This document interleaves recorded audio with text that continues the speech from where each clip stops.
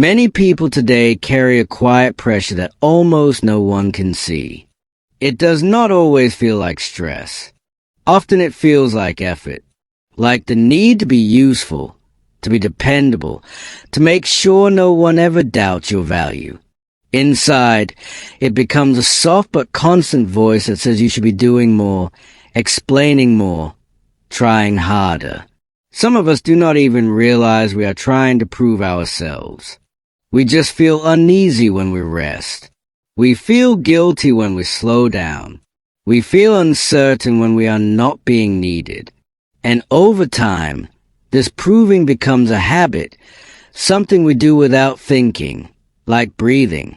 There was a man named Elias who lived in a small, quiet town where mornings were gentle and people still greeted each other on the street. His life was simple. He worked in a small office, kept things organized, finished what he started. People trusted him because he was reliable. If something needed to be done, Elias stayed. If someone needed help, Elias gave it. If there was a problem, he tried to solve it before anyone else had to worry. From the outside, he looked strong. From the inside, he felt tired in a way that sleep could not fix. Even in the evenings, when he finally sat down, his mind kept moving. It went over conversations. It searched for things he might have done wrong. It reminded him of tasks he could have finished better. Rest never felt complete, because somewhere inside him there was still something to prove. If he said no, he felt selfish. If he made a mistake, he felt small. If he rested, he felt like he was falling behind. So he kept trying to be enough. One late afternoon, when the day felt heavier than usual, Elias decided to walk instead of going straight home. He did not have a plan. He simply followed a small path at the edge of town where old trees lined the road, and the air felt softer.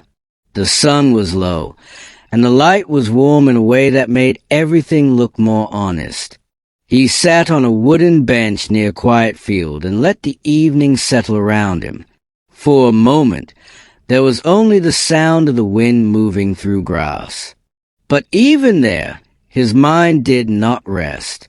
It reminded him of unfinished work, of messages he had not answered, of how unproductive he was being by just sitting. Then he noticed an old man nearby. The man was sitting against a tree, repairing something small with his hands. A strap, perhaps?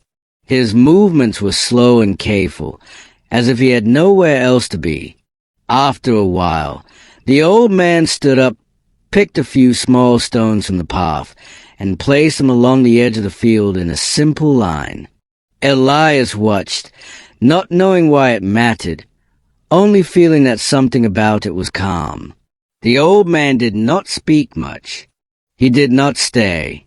He simply nodded once, acknowledging Elias's presence, and returned to his quiet work. After a long silence, Elias said, almost to himself, "I don't know how to stop." The old man looked up. "Stop what?" he asked gently. "Trying," Elias said. "Trying to be enough all the time." The old man looked at the stones he had placed. "I put those there," he said, "so I remember where to walk. If I don't, I step into places that aren't mine to carry." Then he went quiet again. Elias did not fully understand, but something about it stayed with him. A boundary, a line, not to keep others out, but to keep himself from disappearing. The next day, Elias began to notice how often he reached for other people's responsibilities, how quickly he filled silence with explanations, how often he said yes before he even felt ready. So he tried something small. When someone asked him to take on an extra task that could wait, he said, "I'll do it tomorrow." He did not add a long apology. He simply said it. The guilt came, but it was softer than he expected. And after a moment, it faded.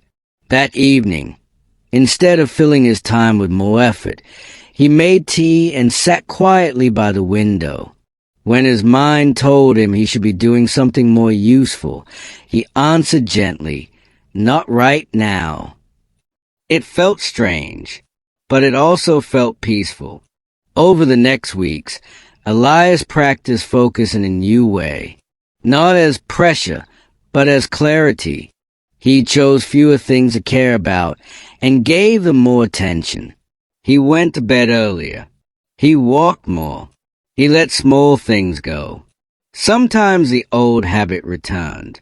He caught himself proving again, working too much, seeking approval without realizing it. But now he saw it sooner, and seeing it gave him a choice. One evening, he returned to the field. The old man was there again, quiet as before. Elias sat on the bench and watched the sunset. After a while, he said, "I think I've been living like everything is a test."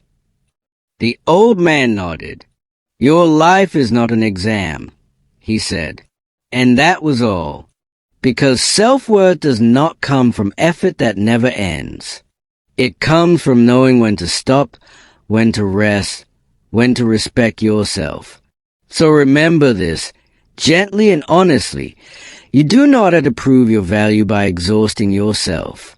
When you live with focus, patience, balance, and self-respect, your worth becomes something you feel, not something you chase.